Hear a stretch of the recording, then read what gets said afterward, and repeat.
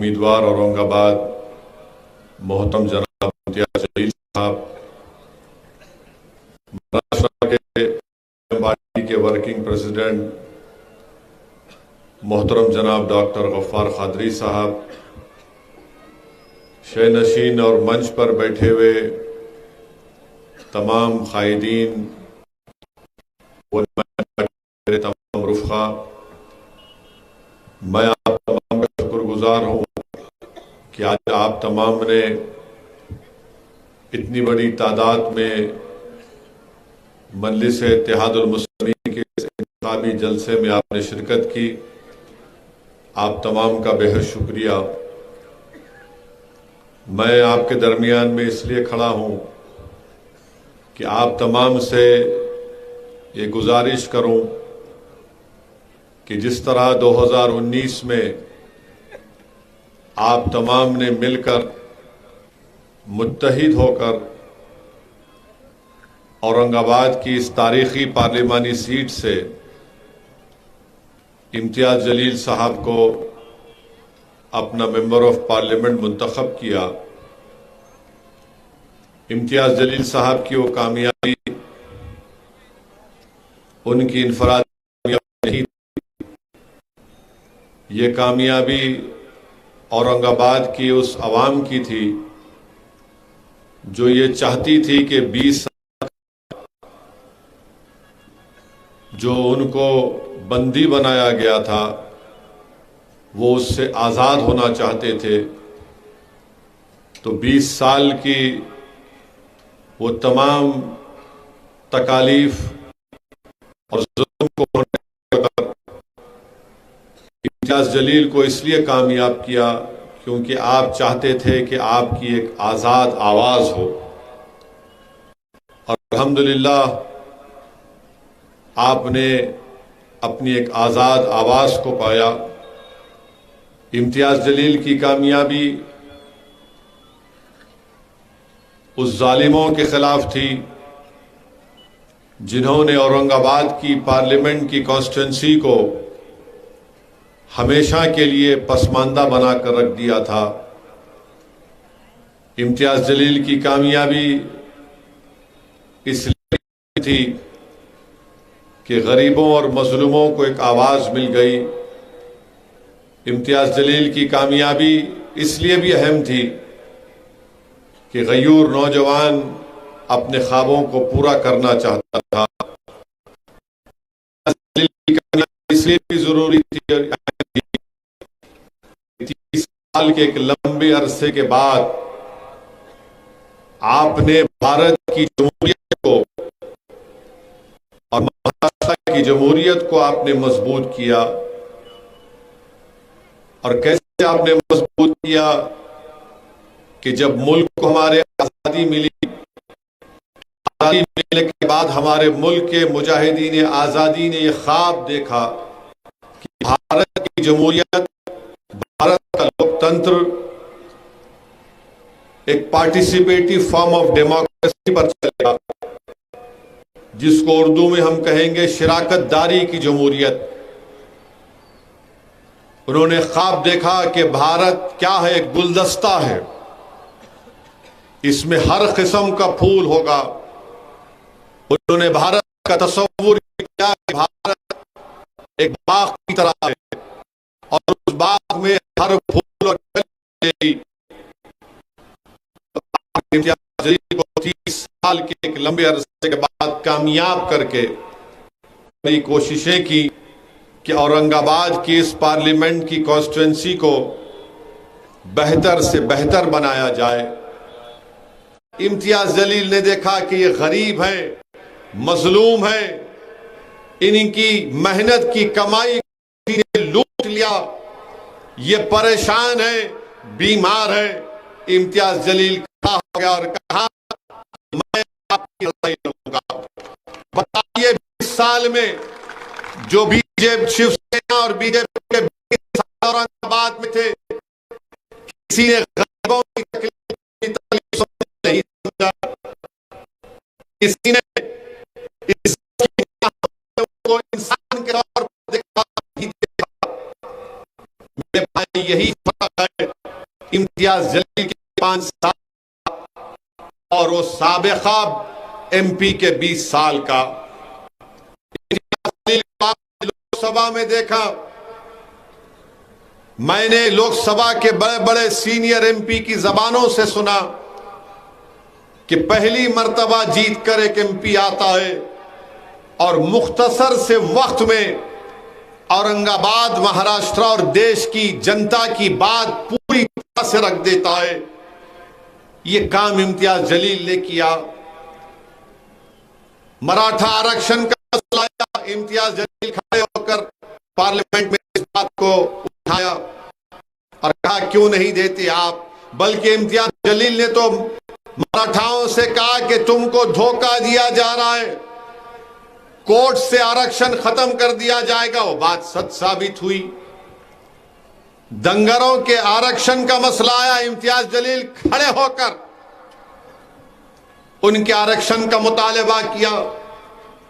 महाराष्ट्र के वो मुसलमानों की बैकवर्ड कास्ट जिसको महमूदुर रहमान कमेटी ने कहा कि इनको रिजर्वेशन दो और बंबई की हाई कोर्ट ने उसको अपहेल्ड किया, इम्तियाज जलील ने बीजेपी और शिवसेना से कहा कि क्यों नहीं देते तुम, आरक्षण दो उनको भी। बताओ, आप एक एमपी को बता दो महाराष्ट्र में जो इस तरह की तकारीर और इस तरह की समाज की उनके इंसाफ की बात किसी ने की। और फिर आपके सामने शिवसेना अब 2 हो गई, राष्ट्रवादी 2 हो गई, बीजेपी और कांग्रेस यानी 6-6 मिलकर सिर्फ मकसद एक ही है कि दोबारा इम्तियाज जलील ना जीत जाए, क्योंकि वो पसंद करते थे 30 साल के अंधेरे को। और औरंगाबाद की जनता ने फैसला कर लिया 19 में और अब भी कर लिया 24 में कि 30 साल के अंधेरे को हम दोबारा वापस नहीं लाएंगे, क्योंकि हमने अंधेरों को खत्म करने का काम शुरू किया। अब हम रोशनी को फैलाने का काम करेंगे, हम नफरत के अंधेरों को खत्म करेंगे, मोहब्बत को आम करेंगे। यह फैसला औरंगाबाद की आवाम ने कर लिया। आप देखिए, CAA का कानून आया तो उद्धव ठाकरे सपोर्ट करते हैं। ट्रिपल तलाक का कानून आया, शिवसेना तायीद करती है। अनलॉफुल एक्टिविटीज प्रिवेंशन एक्ट का कानून बनाया जा रहा था 2019 जुलाई में, शिवसेना तायीद करती है। इसी UAPA कानून के तहत मैं हमारे दलित भाइयों को बताना चाहूंगा कि 4-4 साल, 5-5 साल से भीमा कोरेगांव के लोगों पर जेल में रख दिया गया। क्यों रखा गया? क्योंकि शिवसेना ने इस कानून को बनाने में अमित शाह और मोदी की तायीद की। CAA का कानून बनाया गया, उद्धव ठाकरे ने तायीद की। क्या है CAA का कानून? भारत में ऐसे कानून को बना दिया गया कि अगर कन्नड़ के किसी गवर्नमेंट के दफ्तर पर NRC NPR होगा तो वहां पर लिस्ट लगाई जाएगी नामों की, और कोई भी जाकर, चाहे वो हिंदू हो, मुसलमान हो, दलित हो, मराठा हो, दंगर हो, वंजारा हो, उसको जाकर कोई भी कहेगा कि ये नाम पर मुझे ऑब्जेक्शन है, और जिसके नाम पर ऑब्जेक्शन होगा उसको ये बताना पड़ेगा कि वो भारत का नागरिक है। और नागरिक बताने के लिए क्या पूछा जाएगा कि तुम्हारे दादा का बर्थ सर्टिफिकेट कहां पर है। आपको मालूम भारत में कितने लोगों के पास पासपोर्ट है? 7 या 8% लोगों के पास पासपोर्ट होगा। अगर तुम्हारे पास आधार कार्ड होगा, वो भारत की सिटीजनशिप का प्रूफ नहीं है। आधार कार्ड जब घर को जाएंगे, मेरी बात सुन के जाकर देखना, आधार कार्ड के पीछे लिखा हुआ है कि यह भारत के सिटीजनशिप का प्रूफ नहीं है। बताओ, यह कानून की तायीद शिवसेना ने क्यों की, उद्धव ठाकरे ने क्यों किया? और पार्लियामेंट में जब मैंने अमित शाह को पूछा कि क्या यह कानून तुम एनपीआर एनआरसी के लिए नहीं बना रहे, तो अमित शाह उठकर कहे कि हाँ ओवैसी जी, देश में होगा एनपीआर एनआरसी होगा। मोदी जी झूठ बोलते हैं कि एनपीआर एनआरसी नहीं होगा। जब एनपीआर एनआरसी होगा तो गरीब परेशान होगा, आदिवासी परेशान होगा, अल्पसंख्यक समाज मुसलमान परेशान होगा। ये परेशान करना चाहते हैं। उद्धव ठाकरे ने तायीद की। यूएपीए का कानून बेल नहीं मिलती, 5-5 साल, बल्कि एक 85 साल का ईसाई पादरी जेल में मर गया। सड़ रहे लोग, आपने तायीद की। आप मुख्यमंत्री हैं, बाबरी मस्जिद के ऊपर क्या वाहियात बयान देते हैं आप। मगर आज आप कह रहे हैं कि हमको हिंदू, मुसलमान, सिख, ईसाई सब हमारा साथ दें। ट्रिपल तलाक का कानून आपने तायीद की। बार बार कहता आ रहा हूं, आज भी कह रहा हूं, ट्रिपल तलाक कानून से सबसे बड़ा नुकसान मुस्लिम महिलाओं को हो रहा है। अब वो छोड़ के भाग रहा है अपनी बीवी को। वो भी ये समझ रहा है कि अगर मैं अपनी बीवी को छोड़ के भाग जाऊंगा तो दिल्ली में कुछ मेरे को मुकाम मिल जाएगा। बाज लगा छोड़ के भाग गए थे, अब वो छोड़ के भाग रहे हैं। अच्छा, मोदी जी जो कानून बनाए, अगर कोई मुसलमान अहमक बोलता हूं, उसको पागल बोलता हूं, जो ट्रिपल तलाक देता है, गुनाह है। अगर वो ट्रिपल तलाक देगा तो मोदी जी ने कानून कैसा बनाया, हमारे देश के वजीर आजम प्रधानमंत्री ने, तलाक नहीं होगा। अगर तलाक नहीं हुआ तो उसको जेल को क्यों भिजा रहे? जुर्म होना ना, गुनाह होना नहीं, जेल को भिजा दिए, चलिए भिजा दिए। अब मोदी जी बोलते हैं कि तू जेल में रह के बीवी को पैसे दे। उन्हें जेल में रह के पैसे देगा। फिर मोदी जी बोलते हैं कि उसको अगर कोर्ट सजा देगी 2 या 3 साल की, तो उस वक्त तक हमारी बेटी, हमारी बहन उसके निकाह में रहेगी, और जब वो जेल के बाहर निकलेगा, आएगा, तो मोदी जी बोल रहे, मेरी बहनों, मेरी बेटियों, तुम बैंड बाजा लेकर जाना और बाजे वालों से कहना कि बहाओ, फूल बरसाओ, ट्रिपल तलाक देने वाला निकल रहा है। अरे क्या कानून बनाया आप। शिवसेना तायीद की। अब आकर हमसे बोल रहे हैं हम सेक्युलर हैं। अरे 30 साल का अंधेरा क्यों हुआ था, बताओ बताओ कांग्रेसियों, 30 साल का अंधेरा औरंगाबाद में क्यों था? बताओ शिवसेना जो तुम्हारे 2 टुकड़े हो गए, 30 साल का अंधेरा क्यों था? मेरे अजीज दोस्तों और बुजुर्गों, इस बात को जहन नशीन कर लीजिए। ये ताकतें जो आ रही हैं, इनका मकसद क्या है और क्या कहते थे ये? अभी जो शिवसेना के कैंडिडेट हैं आज कह रहे हैं कि मेरा आखिरी इलेक्शन है। अरे तेरा आखिरी हो गया 19 में, मेरा आखिरी है। ये क्या कहते थे, मैं भूल जा रहा हूं। वो बोलते थे खानिया बान, खानिया बान बोलते थे। अब क्या है तुम्हारे पास? अब क्या है तुम्हारे पास? खानिया बान बहुत माने ताना मारते थे। तो इसको हम लोग हैदराबाद में बोलते डेढ़ उशारी की बातें। खानिया बान बात करें कि औरंगाबाद खानिया बान। अब क्या हुआ तुम्हारे पास? अब तुम जला रहे मशाल को। इस वास्ते बोलते लंबी लंबी छोड़ना नहीं। जो ऐसा फेंकते ना वो पलट के भी आता बाज वक्त। आखिरी इलेक्शन, तुम्हारा आखिरी इलेक्शन हो गया है 2019 में। अब तुम्हारा कोई टाइम नहीं है। औरंगाबाद की जनता तुम्हारी नाअहली को देख चुकी है, तुम्हारे परफॉर्मेंस से बेजार थे। तुम कुछ काम नहीं कर सकते। हाँ, तुम एक काम कर सकते, दिलों को तोड़ने का काम कर सकते। तुम घरों में दीवार उठाने का काम कर सकते। तुम दलितों से इंसाफ नहीं करने का काम कर सकते, हां वो तुम्हारी काबिलियत है। मेरे अजीज दोस्तों और बुजुर्गों, आज आप देख रहे हैं कि ये हो गया और हमारे बीजेपी नरेंद्र मोदी देश के वजीर आजम 3-4 दिन से उसी पे लगे हुए, खाने पे आ गए। अब इन्होंने कैसा आप मच्छी दिखा रहे, गोश्त खा रहे। अरे भाई, आप जिस मुल्क में जो खाना चाहता है खा ले,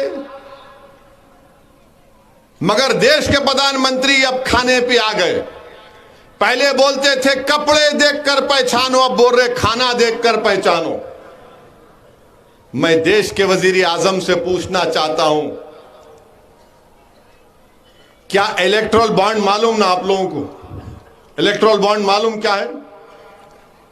इलेक्ट्रल बॉन्ड यह है कि कंपनी एक बॉन्ड खरीदती, डिमांड ड्राफ्ट समझिए, डिमांड ड्राफ्ट मालूम ना, वो खरीद के मोदी जी को दिए, पूरे पार्टियों को दिए, सियासी पार्टियों को दिए।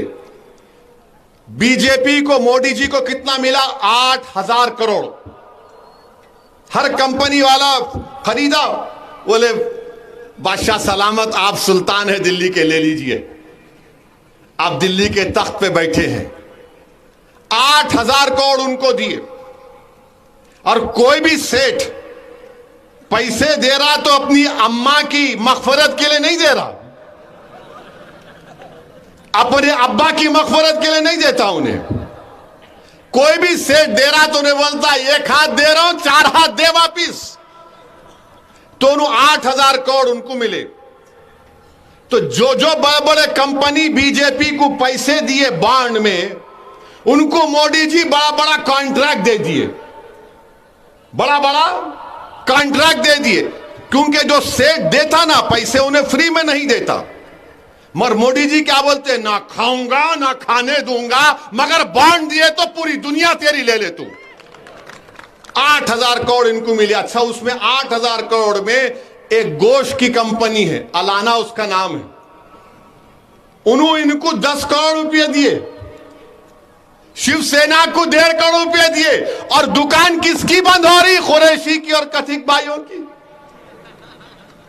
यानी तुम गुलाब जामुन मलाई पूरा दबा के खा लेंगे, और वो गरीब बेचारा जो दिन को 1,000 रुपये कमाता, उसकी दुकान बंद। अब आप बताइए, 10 करोड़ बीजेपी को, 1.5 करोड़ शिवसेना को। बल्कि गुजरात में किसान है, 40 स्क्वायर मीटर जमीन बेचे तो एक कंपनी ने उनको इस्तेमाल करके 10 करोड़ रुपए मोदी जी को दिए और 1.5 करोड़ रुपए शायद शिवसेना को दिए। इलेक्ट्रल बॉन्ड है। तो इलेक्ट्रल बॉन्ड क्या है कि ये मोटे मोटे सेठ लोग ये तमाम पार्टीज को खरीद लिए, इन सबको खरीद लिए, ये बिकने तैयार थे, इनको खरीद लिए। 8,000 करोड़ बीजेपी को, 1,400 करोड़ कांग्रेस को, 1,500 करोड़ या 1,200 करोड़ टीएमसी को, शिवसेना को, दूसरी शिवसेना को, सबको मिले। यानी सब लोग इस हम्माम में नंगे हैं माशाअल्लाह, दबा के खा लिए पूरा नान खलिया, मगर बीफ बैन है, पैसों का बैन नहीं है भाई मेरे। अब आप बताइए, क्या जमहूरियत में मजाक नहीं हो रहा है? ये जो गरीब जो निकल कर 13 तारीख को वोट देगा, या भारत के जहां जहां इलेक्शन होगा वोट देगा, उसके वोट पर तो सरकारें बनती है, मगर उन गरीबों की जिंदगियों को के ऊपर, उनकी लाशों के ऊपर पैसे लिए जा रहे हैं और बड़े बड़ी बातें करते हैं, करप्शन खत्म हो गया। अरे कहां करप्शन खत्म हुआ? जो तुमको बॉन्ड दिया, तुमने उनको कॉन्ट्रैक्ट दिया। अच्छा, इन तमाम बिकने वालों में किसी का नाम नहीं है तो असदुद्दीन ओवैसी, इम्तियाज जलील का ना, मंजलिस पार्टी का नाम नहीं, हमको कोई दिया ही नहीं। मगर सब मिलके क्या बोलते हैं? इन्हें बी टीम, इन्हें आतंकवादियों का साथी। अरे बेटा, तू गांव गांव बांट लिए चोरा मिलकर, हमको क्यों नहीं मिला बॉन्ड? मैं बी टीम, इन्हों बोलते हैं इन्हों देशभक्त नहीं है इन्हों। अच्छा, ये देशभक्ति 8,000 करोड़ रुपए लेना, ये देशभक्ति है, मेरे को नहीं मालूम था। मेरे बताइए, आप जमहूरियत का मजाक हो रहा तो नहीं हो, क्या हो रहा है बताइए। मगर मेरे अजीज दोस्तों और बुजुर्गों, औरंगाबाद आपकी पार्लियामेंट की सीट है। औरंगाबाद में आपने 2019 में एक तारीखी फैसला लिया है। मेरी आपसे ये रिक्वेस्ट है कि आप बिला लिहाज मजहब मिल्लत, आप लोग पहले से ज्यादा तादाद में इम्तियाज जलील को कामयाब करिए। कन्नड़ से शायद 34,000 के करीब वोट मिले थे। अभी हमारे भाई जो MNS छोड़कर आए, उन्होंने ये कहा कि अब की बार कन्नड़ से इंशाअल्लाह ताला इम्तियाज जलील को 1 लाख वोट मिलेंगे। मुझे यकीन है कि वो पूरा होगा। मेरी आपसे गुजारिश है कि आप 13 तारीख के दिन निकल कर वोट डालिए। गर्मी होगी, यकीनन गर्मी होगी, मगर मेरे भाई, भारत की पार्लियामेंट में कोई अगर तुम्हारे दिल में छुपे हुई बात को अगर अपनी जबान पर बेबाक तरीके से लाकर उस ऐवान में इन तमाम लोगों के सामने अगर कोई बोल सकता है तो कौन बोल सकता है? आप सोचो। क्या आप उम्मीद लगाएंगे शिवसेना से, ये कांग्रेस से, ये राष्ट्रवादी कांग्रेस से? ये जो आप उम्मीद लगाएंगे कि तुम्हारी तकलीफ को बयान करेंगे? अरे ये तुम्हारा हाथ पकड़ने को तैयार नहीं है, ये तुम्हारे आंख से बहने वाले आंसू को पोंछने के लिए तैयार नहीं है। वो कहां हमारी और गरीबों की बात करेंगे? सत्ता में ये आदर्श वाले रो रो कर तड़प गए, इनका हाथ पकड़ने तैयार नहीं थे। जिसको तुम गाली देते वो आगे बढ़ा इम्तियाज जलील और उनका हाथ पकड़ा। बताओ, भारत की पार्लियामेंट में कौन तुम्हारी आवाज है? कौन हमारे इन नाइंसाफियों के खिलाफ आवाज उठाएगा? कौन कहेगा कि तुम जुल्म कर रहे हो? मैंने भारत की पार्लियामेंट में खड़े होकर कहा कि 1930 का जर्मनी जिस तरीके से हिटलर यहूदियों को ट्रीट कर रहा था, जो हाल हमारा हो चुका। बोल सकते ये लोग? कभी लड़ सकते ये लोग? नहीं लड़ेंगे।